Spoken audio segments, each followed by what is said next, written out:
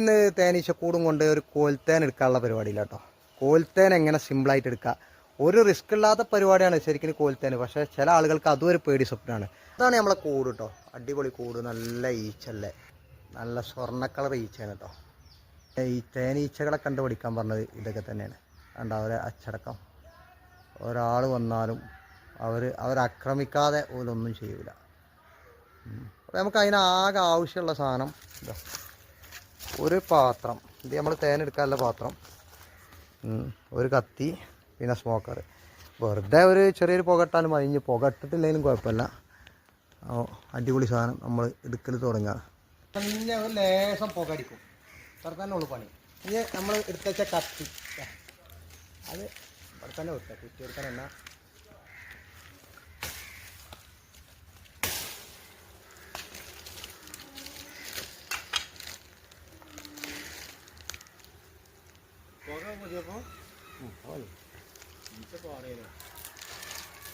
നമ്മൾ പറയാനേക്കൂല.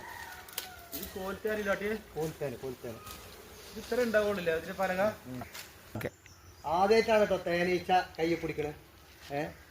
ഒരു പ്രശ്നമല്ല ആണ്. ഇതാ അടിപൊളിയായിട്ട്, ഒരു പ്രശ്നമല്ല. ആർക്കും എടുക്ക തേനൊക്കെ കുത്തും കുത്തും. റമദാക്ക് ആദ്യമായിട്ടാണ് തേനീച്ചനെ പിടിക്കണേ. എന്താ ഉള്ള ആള് കണ്ടില്ലേ? ഇത് റമദാക്ക ഈച്ചനൊക്കെ കയ്യിൽ ഇതാ പിടിക്കണേ. റമദാക്ക കൈക്ക് ഈശനൊക്കെ പിടിക്കും. ഒരു പ്രശ്നമല്ല കണ്ടില്ലേ?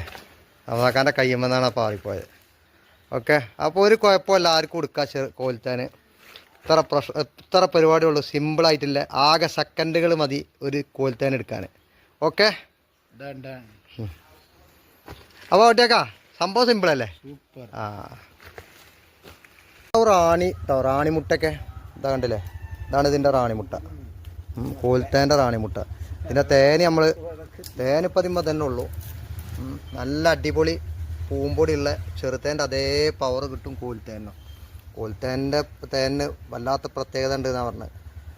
പ്രത്യേകതകളൊക്കെ നിങ്ങൾ യൂട്യൂബിൽ നോക്കി, അത് എനിക്കറിയില്ല. സംഭവം ഇതാ ചെറുത്തേനാണ്.